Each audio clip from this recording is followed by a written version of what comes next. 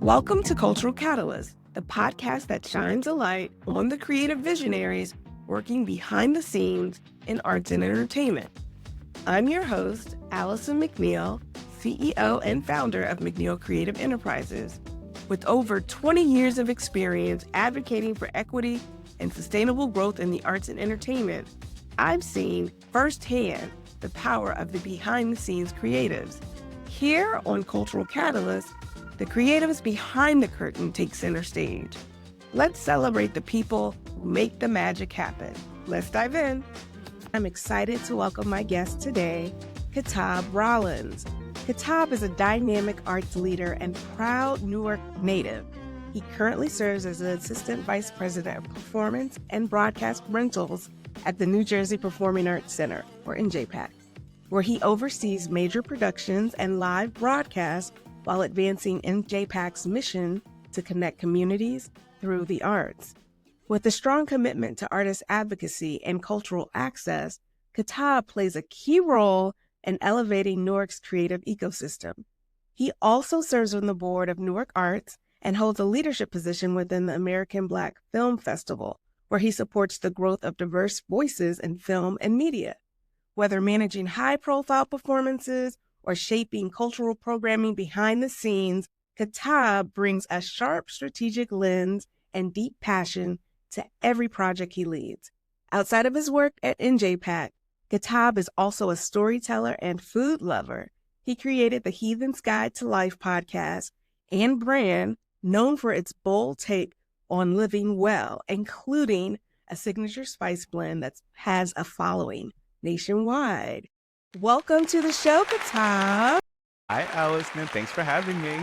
I am so glad you're here.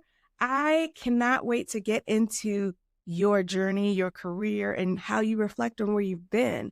This is going to be fun. Okay, so you've worn many creative hats, but at your core, it sounds like you're a really proud Newark native. I am. How has your hometown shaped the way you lead and advocate for the arts?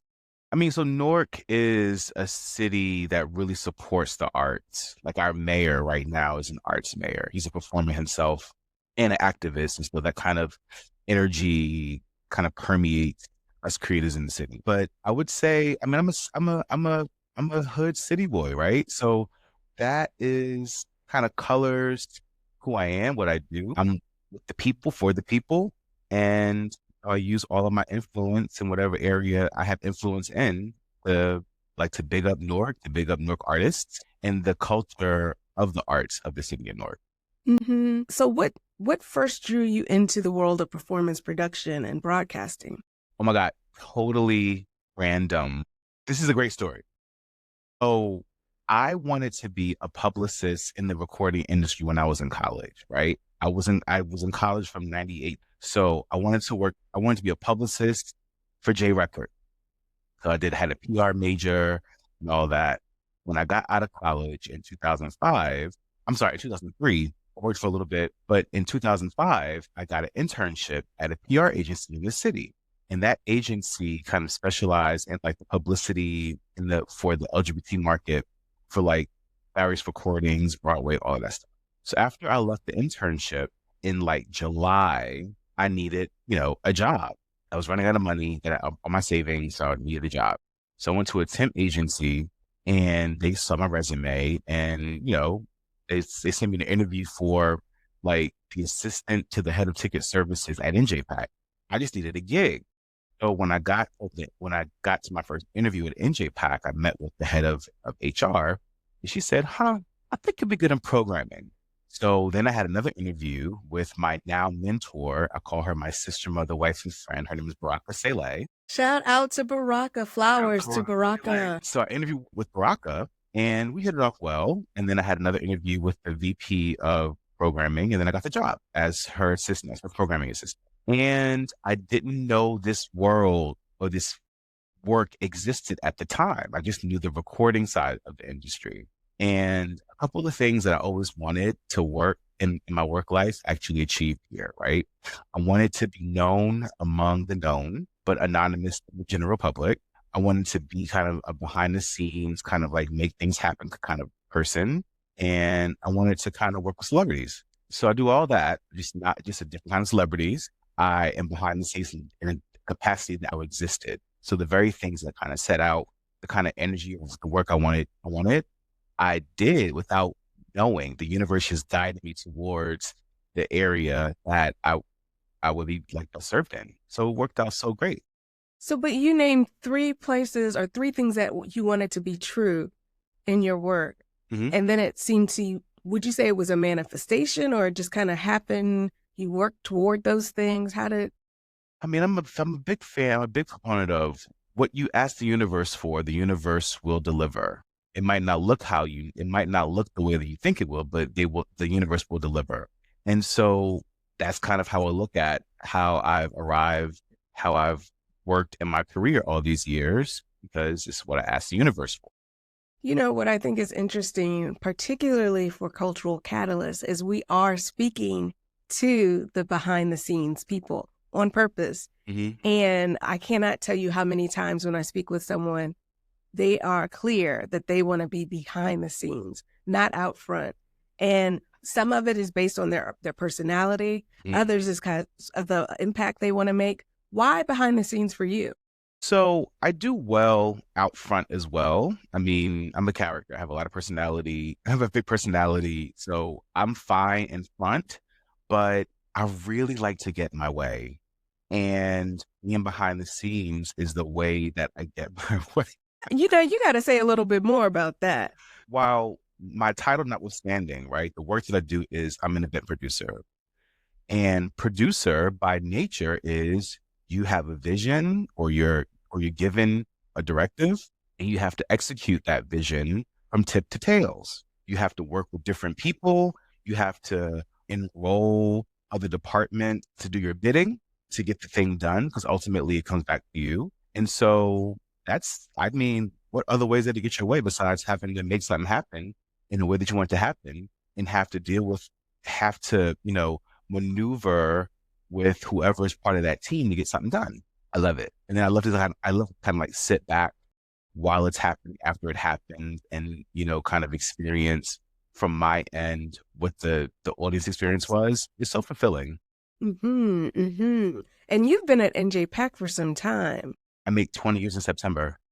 20 years. I was a wee lad of 25 when I started here. And, I was really green when I started here at age 25 as a programming assistant. Baraka, because of who she is as an administrator, as a curator, producer, as a leader, just poured into me. And she really focused on like the methodology of our work. And she would always say, you got to think about our event from tip to tails, from the time that we conceive it to the time that we close the curtain. And so that's how I thought about it. And when I started off, I was admin, right? The contracts and behind the scenes logistics, stage catering, the advance. But like, even though Baraka was the lead, she was the producer, she brought me on to everything. So I got to learn producing from a veteran. And so couldn't have been in a better place to be this green, young, aspiring arts producer, like with a vet who poured in the method, the contact, just kind of how we work. And one thing that I want to name, because Baraka has a distinct value system and approach to her work. And it's a blessing that the person that you were paired with had that in common with you. It's not common necessarily that it'll work out that way. When you were evolving in your career in this 20-year journey, I'm imagining you did a number of different roles. Which role was the most, I don't want to say gratifying, but shaped or formed your observation about how to do the work the most? I mean, I think that the key to really anything that you're doing is in the foundation. So my kind of foundational approach to my work, the kind of detail-oriented stuff, right? I have to lead with my intention. What am I setting out to do? What is my end game? Who am I really serving? What's the point? And how do I get there? And I think with that as my kind of foundation as a young arts administrator, it kind of now colors how I work. So anything I do now, that's what I go into. What am I doing and why? Who's it for? And that kind of colors everything else. Now, you mentioned being an arts producer, but your title says Vice President of Performance and Broadcast Rentals. Can you help us understand how that's the same thing or in what ways it's different? So it's different, right? So my title, the title that's on my business card right now, AVP of Performance and Broadcast Rentals, right? So I am the head of performance-based rentals at NJPAC. If a promoter wants to come in and rent and do a concert, then I manage that process. I sell the space, the staff, I charge whatever I got to charge for. And my goals are revenue generation for the organization. With that, it could, a Live Nation or AEG, be a local promoter. It could be a nonprofit organization who wants to use a performance as their gala and like that. That's kind of one area of what I do. And then the other part for broadcast is if a TV show wants to come in and film, I manage that whole process from the scout to the everything. So for NJPAC, anybody who's in the lead of an event is the producer, because I'm still routing the event through NJPAC's procedures. I'm still the hub, and I still have to make sure that the audience's in experience is seamless with any other experience. I'm still the one that has to interact with all the departments to get everything done, to do all the routing, to all the advancing. So I'm kind of the in-house producer on behalf of who my client is. That's the work part. I also, aside from what my title is, I also produce our social justice film and discussion series called PSEG Social Impact Series. So I produce that as well. And I source the films that we used. My colleague, Donna Walker-Kuhne, we all know Donna and team usually finds the panelists. I guide our panel preps.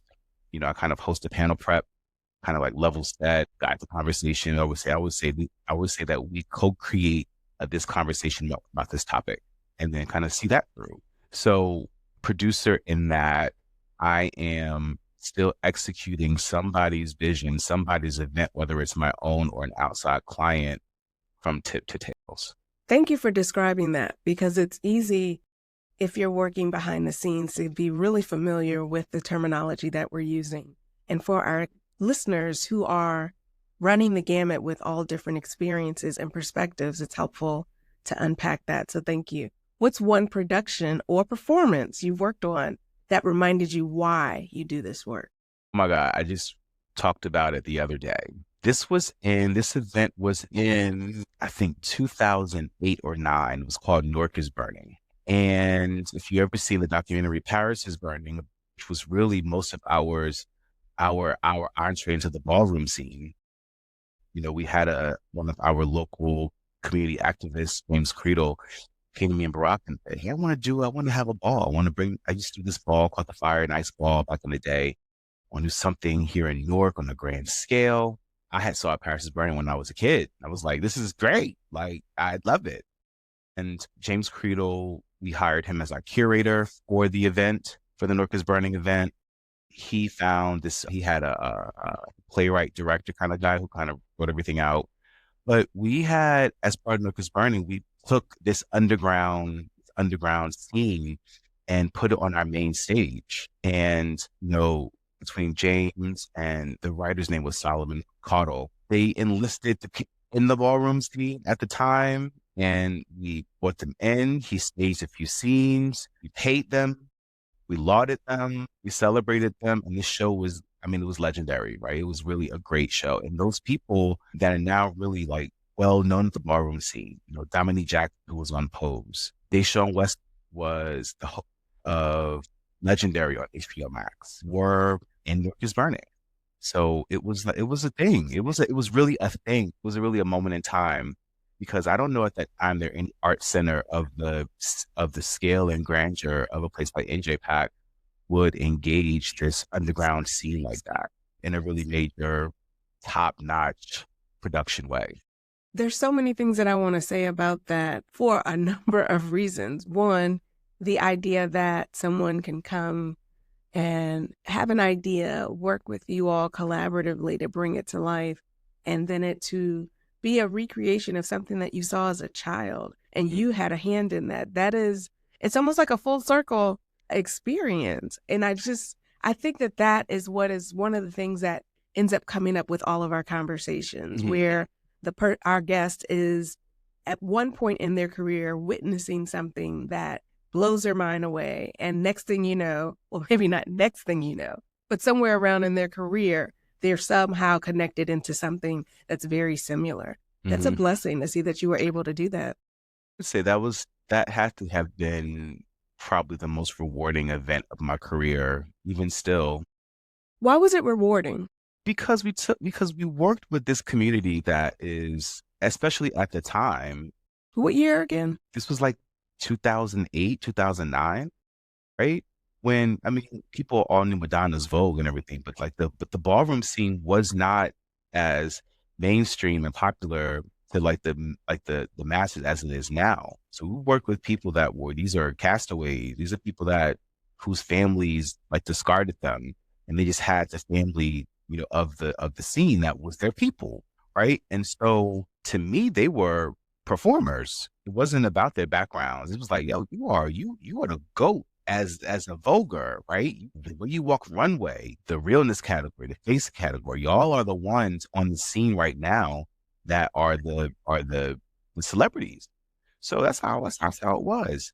And so again, it was bringing this underground scene to a mainstream stage without watering it down, without trying to whitewash it or refine it, right? The only refinement that we did was we had a schedule. We had, a curtain that started at 7:30 and ended at 10.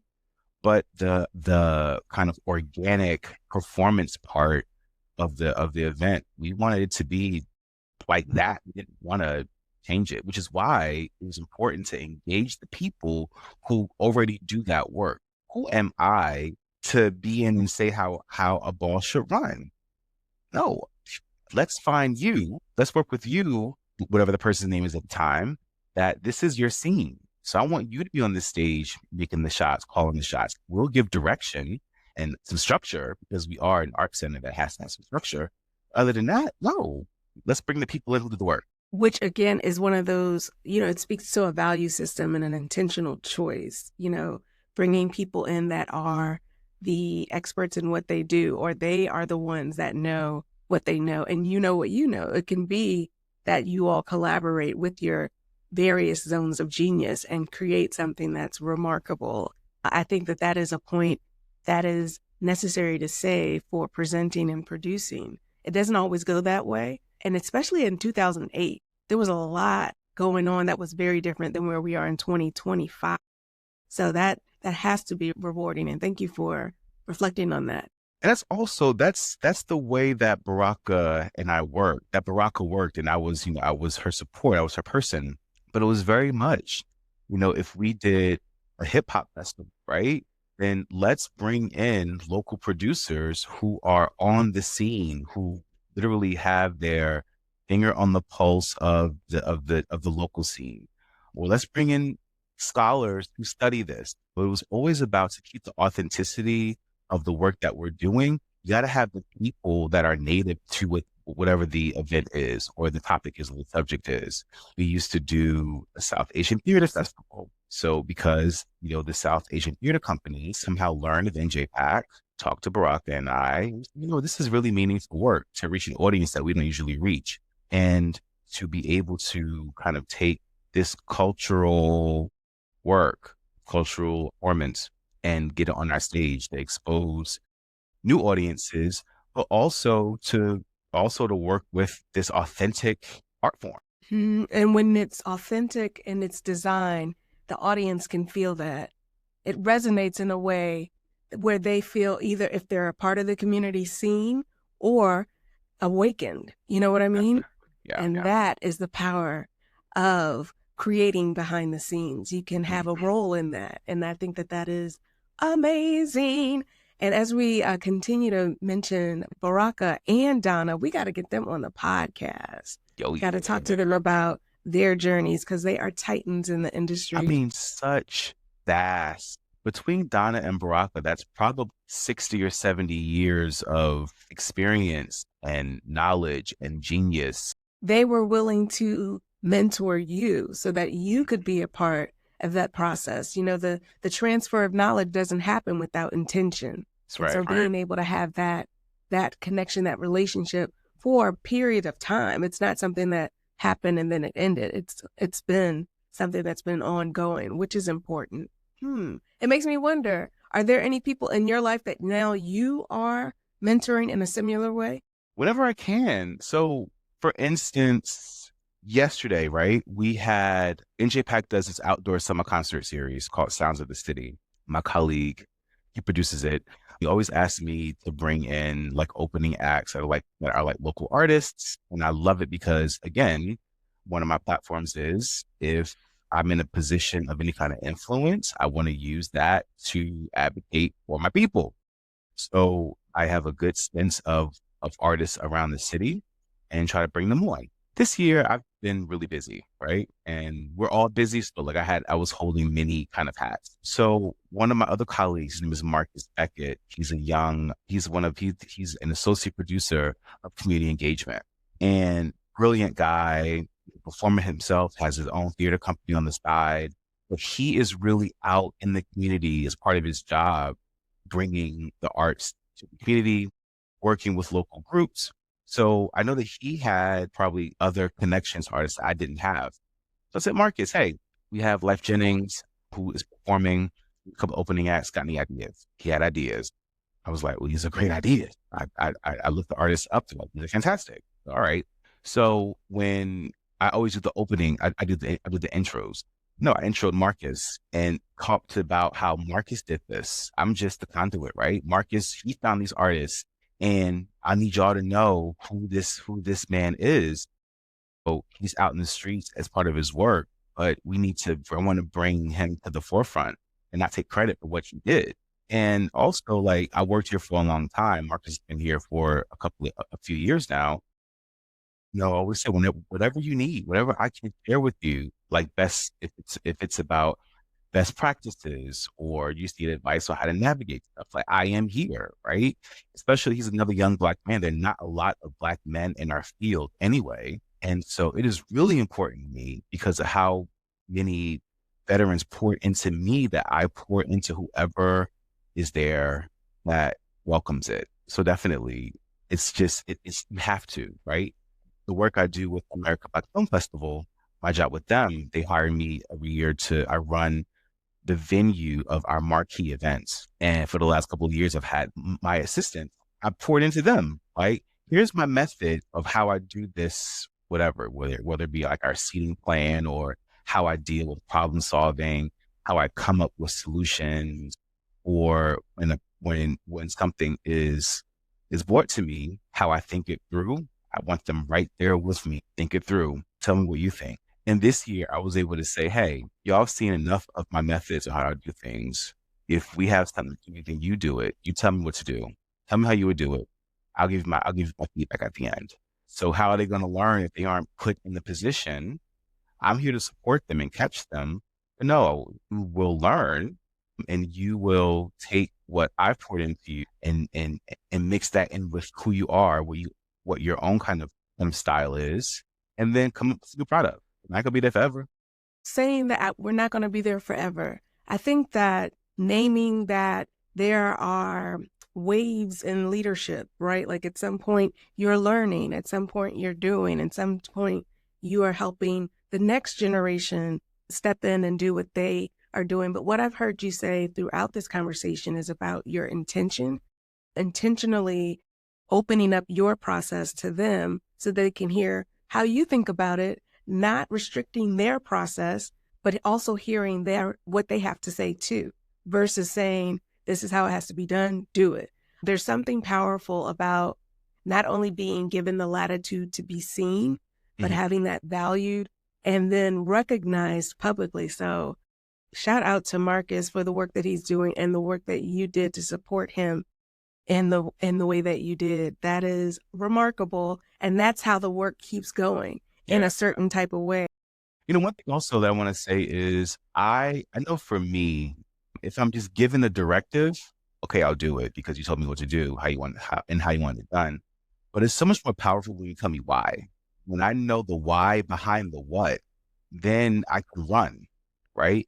And that's something that I'm going to keep talking about Baraka because like this is how I learn things. I would always ask her why she did things like that. Well, why do I do a report with this? Why do you want it like that? Well, here's why, right? When you deal with artists, why are you emailing them like that? Why are you, whatever it was always why.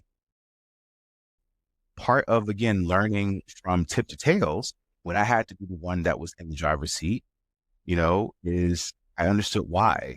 So I can always explain our processes, right? So, and then it's also when I understand why, then I can pass on that information a lot better to the next person. Because I'm not just rehashing procedure that I have no idea why it's the procedure. That's right. We do the same thing at McNeil Creative Enterprises, which is the company I own. It is heavy in research and evaluation for the purposes of creating better opportunities for Black and Brown artists. But the thing that resonates with me with what you're saying is when I'm a project manager on one of our efforts, we're not just talking about who's doing what. We're talking about why it's being done and how what each person is doing is contributing to the stew that we're pulling together, right? Like we can't have the findings if someone's not designing the questions, or we can't have the visualization. Like all of it is a part of how we get to the ultimate product.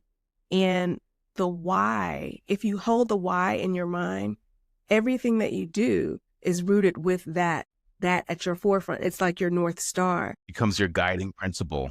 That's right. And so I don't necessarily need to be there if you understand the why. Mm-hmm. And so context is everything. It's making me think about my very first mentor in my internship years ago. I want to say it was 98, maybe. It was another Black woman named Alison. Shout out to Alison. I have no idea where she is now, but I remembered her, one, because she was a Black woman, and her name was Alison. What's her last name? I think it was Jones. Okay. I feel like that. I feel like it was Jones. When she gave me tasks, and this was in the education space, she always said, here's what we're aiming to have done. Here's how we're going to do it. But let's unpack why this way is working or why this approach matters. And so I never felt from her that I was just given a task to do. I always understood the larger picture. And that made my ownership in it even higher. I took a responsibility to do it well, not just to represent whatever the work is, also to represent her well, but then for my own purposes of doing work well. I think that is powerful. And again, intentional. Not all leaders lead in that way. And so I just want to honor that you are continuing what you've been receiving from Donna, from Baraka, and I'm sure there are many more that have been on the receiving end of your greatness. So shout out to those who understand that the why is important when designing experiences. One of the things that you said earlier, I'm just going to circle back really quick. You mentioned someone might come to you with an idea and you say, okay, let's figure out how to make this work. And you get people that actually are a part of the community or understand the work to help create it. How do you know which ideas will be right for NJPAC or which ones are needed at NJPAC? Sometimes it's not a right or wrong. Sometimes it's, this is the message that is helpful at this period of time. Like, how do you know which ones to move with and which ones maybe don't make sense for the moment? So that's something that's kind of, I have the benefit of, because of the time I've been here, that's something that kind of falls outside of my job, actually. I'm a loud mouth and very opinionated. And one thing that people know around here is need somebody's opinion, ask us, we'll give you one, right? At the same time, I know NJPAC, I know our mission, I believe in our mission, and I know that people come to me for all kinds of things because they know I'm an NJPAC, right? So when they pitch anything, I'm figuring out, all right, is this in alignment with what we do? Is your event going to reach a community that we have a stake in, want to make more inroads in? What is the benefit to the community, to the city? And I can even kind of deal with your experience level, because we're producers, so we can take somebody who might not have the experience, but we can kind of help usher that through. then if it makes sense, if it's meaningful and it's in its own point or in alignment with our mission, then I'll make some phone calls. I'll push it through, right? Hey, I'll call the head of community engagement and say, hey, this person came to me. I think this is something that really, it can be in your wheelhouse. Talk to them, make the connection, right? And it's something that I really believe in. Maybe I'll offer them a better discount. Maybe I can offer more resources to support the event, because while, it's not something that NJPAC might want to produce, it's something that is of benefit to the organization or the community or our constituents. So then let me make the deal better so you can have it. I have that flexibility, right? I don't have to always make money on an event as long as the costs are covered. Cool. So there's some events I'll take a hit on because it's meaningful. Example is there was many years there's a local Black opera company, right? How many Black opera companies are there? And so, and the head of the company, his name is Kevin Maynard. Kevin Maynard is a lauded, I think he's a baritone or bass from all over the world. But his mission is to present the work of Black opera singers and Black writers and librettists. Anyway, he wanted to do the shows here.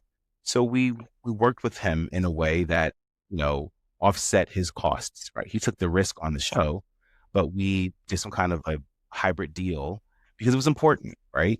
NJPAC, opera is very expensive, right? And this man is taking a risk on doing Black opera with a Black cast, Black composers. So this was meaningful. That was something that was in alignment with our mission that we just made it work. Wait, was he by any chance related to Dorothy Maynard? No. Okay, because she was also an incredible singer and in Harlem, created Harlem School for the Arts. And so I always wonder if whenever I hear a name like Maynard, it's not something that you hear every day. So, Right. Okay. So you've been at NJPAC for 20 years, and I'm sure you've seen many artists come up and through the organization. What do you think artists need most right now from institutions like NJPAC? And how has that changed? What do artists need from institutions like NJPAC? Well, it depends on the kind of artists that you're looking for, right? The well-established and the famous, the Diana Rosses and the Kems and the Alvin Ailey's and the people that everybody knows, they don't really need much. They need a venue. You need a good deal. They need that, right? I think it's the more emerging artists that need the support and might not have the following, that they might not be like nationwide famous yet, but they're stellar in what they do. That's the kind of support that those kind of artists need. And it's hard. It's hard for an institution like us because, we have a business to run. And it's in not just the climate currently, but just in general, we have to be fiscally responsible and we have to be risk averse. We have to be really careful about who we book because we can't be losing our shirts here because then we won't have an organization anymore. So there has to be other kind of avenues that we do that we're able to engage this next class of artists. So we do that through, I think a lot of community engagement. We may have events outside of our theaters that we can then engage more emerging artists. NJPAC runs for the last 3 years. There's this festival called North to Shore, and it's kind of a statewide festival where we're programming events in Newark, in Asbury Park, and in Atlantic City. So that's another way of connecting with the people on the ground, right? So there's a producer on our end who kind of oversees all the festival dynamics, but that person is working with local producers, local venue on doing concerts, on doing events as part of the festival that feature artists that are native into that area. So that's the kind of support, right? So maybe it's us as part of this festival, maybe it's NJPAC giving a chunk of money to a local producer in Asbury Park, can then take that and hire a bunch of artists, do some events, do some kind of cultivation. Same thing in Newark. Maybe it's giving a chunk of money as part of the festival budget to a local producer in Newark, or another venue in Newark that they can take on. Now they have another pot of money. They can bring on artists that need a shot, that need a stage, that, are on the come up, that are really great, but need visibility.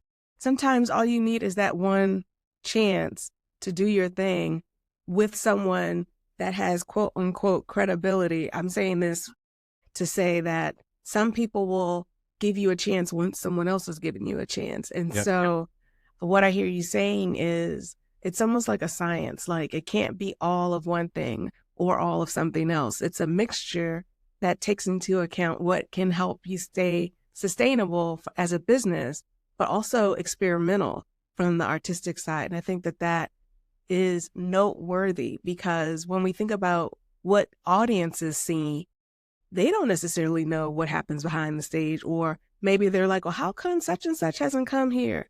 And they don't necessarily have that that context to understand how the decisions get made. And so I thank you for bringing that up. And also the idea of giving people a chance or giving a new concept or a new artist a chance. I think sometimes, especially in the industry that we work in, we support artists, but it's definitely research and evaluation at certain points.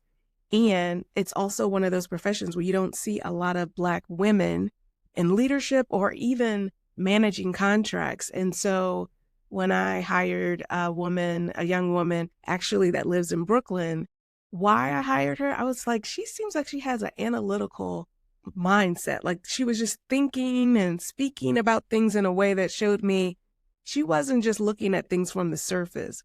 Did she have all the backgrounds that, maybe a typical researcher had? No, but I saw something in her. Mm-hmm. She's been with MCE for 5 years now. And when you think about where she was on day one and where she is now, it is incredible. She's presenting to clients. Her data visualizations always get a response because she's telling stories through visuals. And it's like, I didn't know I could do that. Or just try. What do you think the client wants to hear? And then she would come back to me and say, here's what I chose and here's why. And if the process makes sense and it's valuable for the client, we run with it, because who am I to hold the growth back just because it's not my idea? Again, I think that's a intentional choice. And I'm just so excited to hear that that is a part of your approach. Now, we didn't talk about the hours you keep. I know working in the arts and entertainment system, there are crazy hours. Like there's no one day, not every day is 8 hours. Tell me about that. What kind of hours do you keep to do the work that you do? I tend to come in later. I usually start my office day around 11, but I'm usually on email earlier than that, just to kind of see what's coming in before I get to the office. And when there's no show, I kind of regular office hours, right? 11 to 10 to 6, 11 to 6 or 7 or something like that, because I thrive better later. I am not an early riser at all. When I have an event, I'm here. I usually come in before the artist comes in, right? The tech team handles the load in. So I'm not necessarily here at load in because we have a team that does that. But once the artist gets here and we have to kind of have a person that can manage or be, person in charge, I'm here then until the event's over. So I might be at work. I might come in for, an event at noon. I might leave at midnight, right? When we have a huge production, like Black Girls Rock, when it was on the air, it shot here at NJPAC. And so with that, because I'm also like client management. So if the client's here, I'm here, and they will come in at 8 a.m. I'm here at 8 a.m. They leave until midnight here. On show day, I'm here 8 a.m. until 4 a.m. It's like that, right? When I do the festival, when I do American Black Film Festival, our meetings might start at 8 a.m. And then our events, because I'm the person that's in the venue, are there until, over at 10, and there's an after party, and then there's something. So regularly when I'm working American Black Film Festival, my day is, I'm waking up at 7 I'm getting back to my hotel room to go to bed at 3. And we're going to repeat the next day once we're in festival mode. Festival season, it is inevitable that you're going to be working crazy hours. And it takes like a certain muscle to keep that momentum and endurance as you navigate and, do good work. As we talk about these long hours, of course, I got to talk about wellness. This season on the podcast, we're exploring wellness a bit with our guests to kind of get a sense of what do you do to take care of yourself, especially with such a demanding career at times. I understand that it's related to different shows. Yeah. What's one wellness practice that's helped you balance the high pressure world of live performance? I take 2 hours to get ready in the morning. 2 hours? Say more. What you doing in those 2 hours? So my ritual, I get up. Well, I wake up, I doze back off. I wake up, I stay in bed until my body says I'm not sleeping anymore. I get up, I walk around my house, I get some coffee. I start auditioning what I'm going to wear that day. I start thinking about my day, right? Because I like, but like I think about my day. I just take time. I don't rush in the morning. So that's also why I kind of come in late because but then once I leave, I'm rested, I'm dressed, I feel good, and then I can start my day. I'm not tired. Then I'm not tired all day. I just can go. But that's one thing. Also, I make beautiful food. Like I love to cook, right? That is cathartic. So I cook a lot on Sundays. So a good 3-hour meal makes me happy, right? Making a gumbo where I have to like chop stuff for 30 minutes. That makes me happy. I was going to ask you about your cooking. Of course, we follow each other on Instagram and I see the dishes that you're making and I'm just like, I wish I could have some of that food. Personally, cooking is not something that I say I go to for restoration or comfort, but I love eating other people's good food. Mm-hmm. Tell me how you went from stage to like a spice rack. Like, how are you creating a blend? Like, where does that come from? That's also creative in nature. It is. That's my thing, right? So I grew up cooking with my grandmother, right? I would always be in the kitchen with her, picking collard greens, snapping string beans. Like my grandmother's very Southern. And so I used to love to cook with her. So kind of how I learned how to navigate in the kitchen was from my grandmother. Although I don't really cook like her now. I don't really make the food I ate growing up, but just I have this intrinsic way of knowing what goes well together, how to make sure everything's done at the same time. I just know what I can't explain. I just do it. So going back to my spice, I started this brand called The Heathen's Guide to Life a few years ago, when I had my podcast. From the podcast, I launched my website. I did some merch to support the podcast, and my merch kind of had some of the sayings that were part of like my platform, right? So then when I got into kind of expanding what that brand is, right? The thing about being a heathen is just living the life that you want on your own terms. So the spice came about because me and my best friend go to Guadeloupe every year. Started going in like 2017, 2018, something like that. So we were actually in Guadeloupe as the world was shutting down. And I had got a bunch of Guadeloupean spices because they're amazing. And when, we're in COVID, I'm home cooking all the time now because this is like my happy thing and I'm home, and I had ran out of this spice blend that I got in Guadeloupe. So I said, let me try my own spice, right? So I kind of could taste some of the things that was in the Guadeloupean spice, and I know the kind of things that I like. So over a few months, I would tinker and change up, and then I landed on this spice blend that I absolutely love. And it has everything that I use all the time, and it's one of those kind of like all around, all-purpose kind of spices. And that's just, let me sell it then. All right, add this to the thing because I really love it. I believe in it. I make a spice and I make a sauce. And the sauce was also inspired by this called creoline sauce that you get in Guadeloupe. I made my own take on it. So it was really just me exploring the things that bring me joy outside of like my work. And, I kind of had this vision of The Heathen's Guide to Life being this kind of lifestyle brand.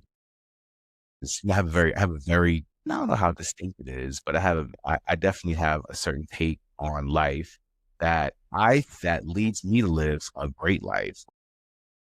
I cannot complain about life if I try. And a lot of that is the way that I look at life and how I process things. And so the spice, sauce, the stuff was just an extension of me. Are you still selling the sauce? I do informally, right? I'm really bad at my own business, like my website's down, but sometimes I do like vending events. Maybe, what, say by the time this airs, my website will be up. I think for the sake of this conversation, I do sell my spice. I sell the sauce. And there's, if you follow me on Instagram or whatever, you'll see the link to be able to check it out, but it's delicious. I love that you talk about life outside of work and that it still has a creative component. Like it's food, which when you put good food on your tongue, all kind of the taste buds can open up and create a whole kind of feeling. I know people that, the foodies, I guess they call themselves the foodies, and they just lean in to just the taste, and it becomes a whole experience. Some people taking trips just for the food, just like for wine. Like going to New Orleans, like, oh my God. Yes. That food there. Now, so Guadeloupe was your place that you went to. New Orleans was the place that I was going to every single year for about 10 years. Mm-hmm. And it was always the non-commercial parts of New Orleans that really sunk deep in my soul. I just learned so much about the people staying in different wards, and I took a few dance classes down there. It just is a great place. It's otherworldly. Like it's like in the United States, but doesn't feel like the United States. Right. It's a special place. You spoke a little bit about the great life you live and the mindset, and it made me think, what's a lesson or a mindset that stayed with you, across all of your creative ventures? Like how do you, what guides you to keep you grounded? No one owes me anything. Say more. My parents don't owe me nothing. This world don't owe me nothing. My boss don't owe me nothing. No one owes me anything. And it's freeing in that because nobody owes me anything, I'm very appreciative for everything that comes to me. And it depersonalizes things, right? So you know how people have issues with their parents because they have this thing, my daddy didn't do this for me. Luckily I've had some really healing talks with my dad, but ultimately he doesn't owe me anything. I'm grown. So what's the point of holding on to things that don't serve me? He did his part. He raised me. Is that something you always knew, or is it like something that came to you with maturity and age? I think maturity and age, my ability to not take things personal definitely has been refined with age.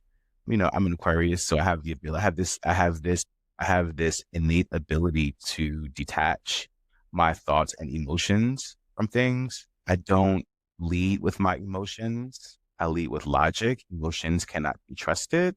Your feelings, your emotions are not based on anything real or traceable. They're based on the sum total of your own life experiences. So I don't lead with that. I lead with something logical. And that's also why I'm able to I bring nothing to a situation. I don't bring any context. I don't bring any bag. I bring nothing. So when I come to a situation or I come to something, I'm coming with what's presented in front of me. As you were saying that and talking about bringing nothing, not taking anything personal, I instantly thought you work in an industry that's not always kind. Things are moving fast. You have to have a thick skin, or else you'll always be crowded somewhere in a corner, just hurt. Because I don't even know that it's personal all the time. It's just, I don't understand. Tell me how and/or if you ever had a life-changing experience that made you refine your leadership skills. Like some people become a certain type of leader to be different than another leader. Like what helped you? We talked about Baraka and Donna, but what I know about working anywhere, but definitely in creative spaces, you got to have a thick skin. How did you develop that over the years? I had an incident at work where I really failed really badly. I broke protocol. I lost a bunch of money. I was like, they're going to fire me. They're going to fire me because I messed up badly. Never again. it in that moment when I worked through that, and after I had my talk with my boss, my CEO, I had to like eat some crow. It changed the way I do business. It made I might have wavered like before, right? I may have, if you gave me a sob story, I might have tried to help you out or accommodate or something like that. After that, when I'm in this seat at work, I have to protect the institution. I got to protect the interests of the institution, protect myself first. Then I can help you out. And your sob story does not change the way we do business. I'm sure you get And money too. I do. I get a whole lot, right? People want me to discount things. People want me to lower the cost of things. And when it makes sense, I do, right? But when a person is unreasonable, I have said, you don't go to Saks and expect JCPenney's prices. That's right. And I mean that. In with NJPAC is a premier arts institution in this country, the fifth largest in the United States. So that carries a certain prestige, right? And I believe in that and I adhere to that, right? And in my own life, right? Like I bring something that is based on experience, on expertise, and all that. So while depending on what the mission is or what the opportunity is, I might lower my consulting rate if the work is meaningful to me, but I come with something and I believe in paying folks what their value is, believe in respecting people's craft. And if I can't make your number, I understand. I'm not going to ask you to lower it. I'm going to say, you know what? And when I get a bigger budget, I'm back to you. But I definitely respect where you are. Don't lower your number because of me. Please don't. You know what? Amen to that. As an entrepreneur, that brings my heart joy. It's also something that I take seriously. And I say, you don't order a pizza and not expect that you're going to have to pay for it before you eat it. Like, that's not how this thing goes. And so what is going to happen, when you work with MCE is there's some parameters. It's not because of anything more than it needs to be a boundary so that we both value each other's time and respect the contributions that we're able to make. And to our earlier part of the conversation, it's not personal. It just is. It is what it is. And I think that when people tell me how much they charge for something, if I'm able to pay it, I can. Or if they ask me for a certain fee, even people that I hire, if I'm able to pay it, we do. And if we aren't, I'm very transparent about that because I think it's important. If you could whisper something to your younger self at the start of your journey, what would it be? Pay close attention to the way people work. Pay close attention to how people get things done. What I found is part of my success in just working is that I'm charming, right? And what I have learned is also that helps, right? You want to do business with me. I'm kind, I'm nice. I want to treat you well. I'm serious, but I'm also fun. I put stock in that, right? That and I'm very genuine. You're going to get who I am, right? You're going to get all of this. All right. But also when it comes to working with people, I can't force people to work the way I do, right? I can't control your work style, your workflow, but I can control me. And I can modulate, I can make the adjustments to get something. Because ultimately, when it comes to my thing, no one cares about my thing more than me.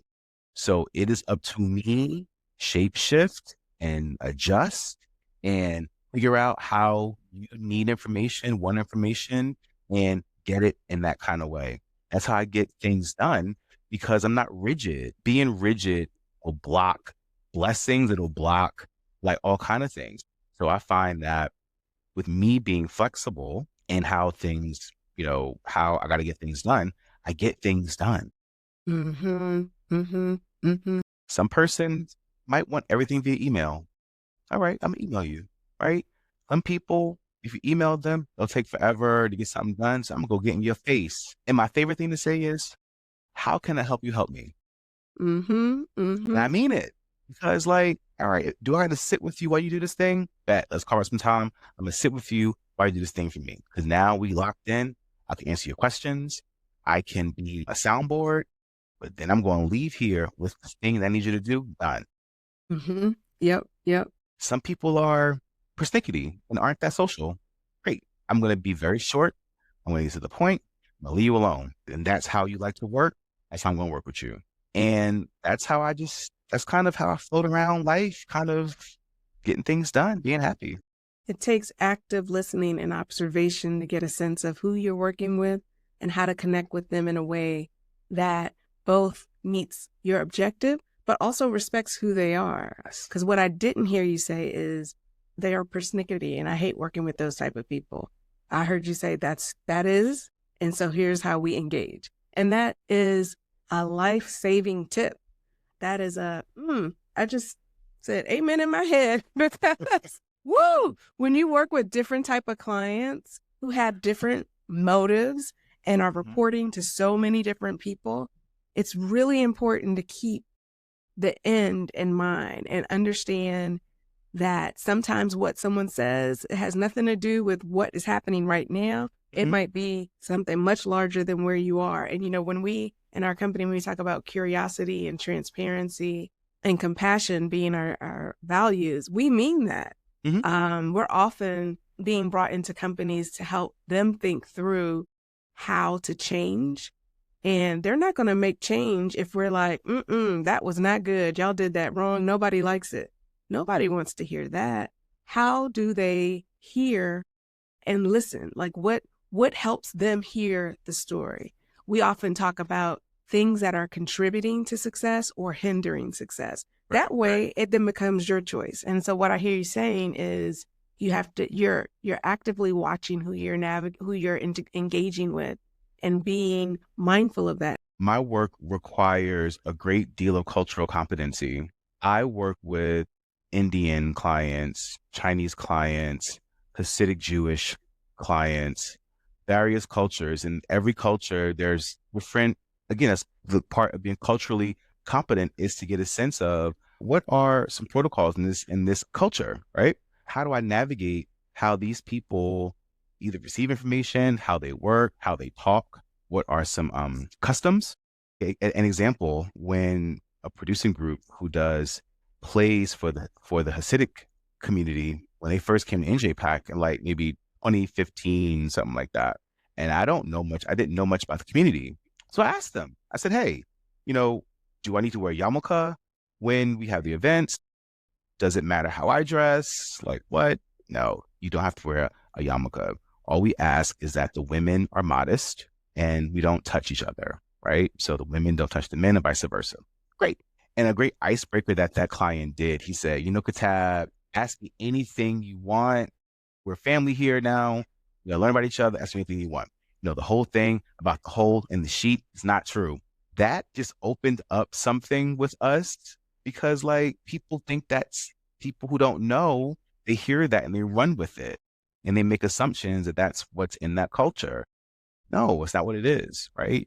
So I have to operate with that particular client base differently than I might with an Asian client, right? With Asian folks, I don't say no because that can be disrespectful. So I have creative ways of telling them no without actually saying no. I learned that early on in my career about that. It's a matter of that's how I was saying how I make the adjustments depending on where I am. It's up to me to learn who you are, whether you as a person, whether it's your culture, whatever it is. It's up to me to have an understanding of who is in front of me and modulate myself accordingly. That is so powerful. That is a great gem to end with. I want to thank you, Kitab, for chatting with me today. It's been an honor to hear about your work, your why, and how you get things done in your community. How does one stay informed about what you're working on? Well, I would say I don't talk a lot about my work on my social platforms. Work is work, and I might mention things, but I think I'm certainly more interested in people knowing Kitab, the person, rather than Kitab, the arts administrator. Those that need to know about my work will talk to me in that capacity. But you want to just know about me and what I'm up to. Follow me on Instagram at K Ibn Latif. If you feel me on Facebook, if I like what I see, I'll accept the friend request. That's so honest. I love it. I love it. And you know what you just said? Circle all the way back to what you said in the beginning, and that is, you want to be known by the people that need to know you, but you don't want to be known by everybody. Yeah, I mean, I am a character, right? I am a character. I have a lot of friends. You know what I'm saying? I'm a social. I'm gregarious. I'm all that, right? So I will chat you up. It's the best thing ever, and then move on, right? So Instagram is the best way to keep up with what I'm up to. I kind of, so K Ibn Latif is the way to find me on Instagram and TikTok and that. And I even link a lot of my Heathens Guide stuff to my personal Instagram because it's just more fun that way. Okay, well, we will make sure to add those in our show notes. Any final thought before we wrap things up? Alison, thank you for having me. I really love to engage with my colleagues in this field and to just be able to talk about kind of not just the work that we do, that's whatever. It's really like getting these gems, the various perspective that we have in our field, the information that you extract out of your guests on your podcast is fantastic. So I'm glad that I can now lend my voice, my words and perspective to this wonderful core that you have curated. My goodness, your wisdom is now part of the archive. Yeah. I love the fact that we can give you all your flowers. That's what it's all about. We see you. We want others to see you, even if you don't. We want them to at least know behind the scenes, this is someone that's making things happen. And I appreciate you. And I cannot wait to hear what our listeners think about this episode. Yeah. All right. Yes. Stay tuned for the next episode of Cultural Catalyst. And in the meantime, take it easy. Thank you for tuning in to Cultural Catalyst. If you enjoyed today's episode, make sure to subscribe to the podcast and follow us for more inspiring stories from the world of arts and entertainment. You can find me on social media at MCE Arts and Alison T. McNeil on LinkedIn. Please leave a review and tune in to our next episode for more creatives behind the curtain. See you next time.